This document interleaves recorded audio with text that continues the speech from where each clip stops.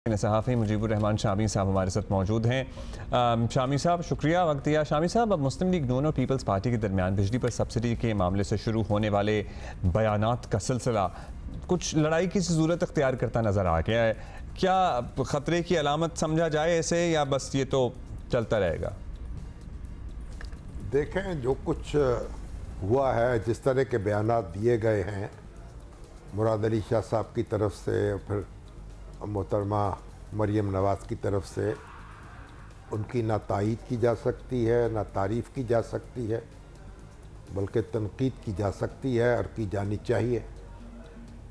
मगर दोनों जमातों की आला क़यादत ने इस सिलसिले को रोक दिया है और अब मेरा ख़्याल है कि ये बयानबाजी जो है वो धीमी हो गई है और इसे आगे बढ़ने का इम्कान नहीं है।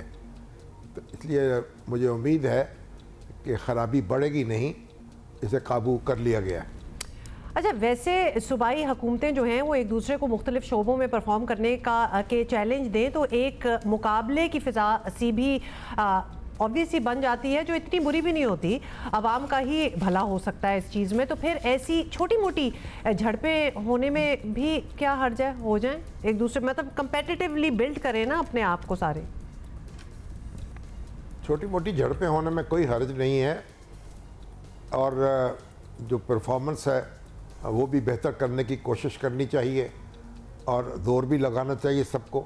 एक दूसरे से इख्तलाफ भी किया जा सकता है, लेकिन एहतियात के साथ, आदाब के साथ। और ये जो है फप्तियाँ कसना और फ़िक्र चुस्त करना और तौहीन आमेज़ अल्फाज इस्तेमाल करना, ये कोई अच्छी बात नहीं है। इससे दिल जो हैं वो दुखते हैं और मामला जो है इख्तलाफ से झगड़े तक पहुंच जाता है। तो जो बालिग नज़र लोग हैं उनको ज़रा बलूगत का सबूत देना चाहिए, बस इतनी सी बात है। बेसिकली आप कह रहे हैं कि चॉइस ऑफ वर्ड्स जो है वो बेहतर होनी चाहिए।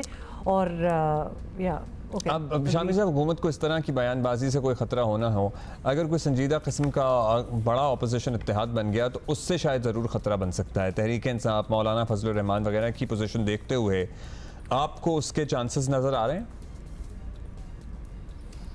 देखिए, ऐसा तगड़ा इत्तेहाद बनता नज़र नहीं आ रहा जिसमें सारी जमातें इकट्ठी हो जाएं हुकूमत के ख़िलाफ़ और अपनी बागडोर जो है वो इमरान ख़ान के हाथ में दे दें। अभी आप मौलाना फजलुर रहमान ने भी ये बात वाज़ेह कर दी है कि वो इश्तराक तो हो सकता है, मुफ़ाहमत भी हो सकती है, लेकिन वो किसी इत्तेहाद में शरीक नहीं होंगे। जमात इस्लामी ने भी ये ऐलान कर दिया है। तो ये जो जमातें हैं वो इत्तेहाद में शामिल होकर अपनी लगाम जो है वो किसी दूसरे के या तीसरे के हाथ में नहीं देना चाहती। तो अभी जो इत्तेहाद कायम हुआ है महमूद खां अचकज़ई की क़यादत में, उसने भी कोई अपना तशख़्ख़ुस कायम नहीं किया। ना तो कोई उसकी सुप्रीम कौंसिल बनी है, ना उसके कोई कवायद व ज़वाबित वज़े हुए हैं। तो हर मामले में इमरान खान साहब की तरफ देखा जाता है और वहाँ से कभी कोई मुस्बत बात आती है, कभी मनफी बात आती है। और महमूद खां अचकज़ई ने तो कोई सरगर्मी नहीं दिखाई, वो किसी से मिले ही नहीं हैं और किसी को हमवार करने की कोशिश नहीं की।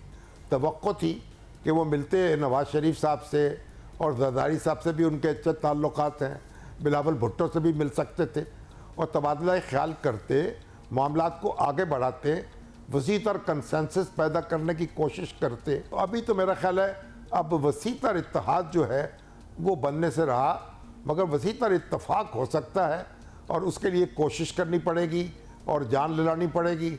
और इमरान खान साहब को भी अपनी पॉलिसी पर और अपने अज़हार ख्याल पर और अपने तरीक़ा इज़हार पर गौर करना पड़ेगा। Got it. बहुत बहुत शुक्रिया मुजीब शामी साहब।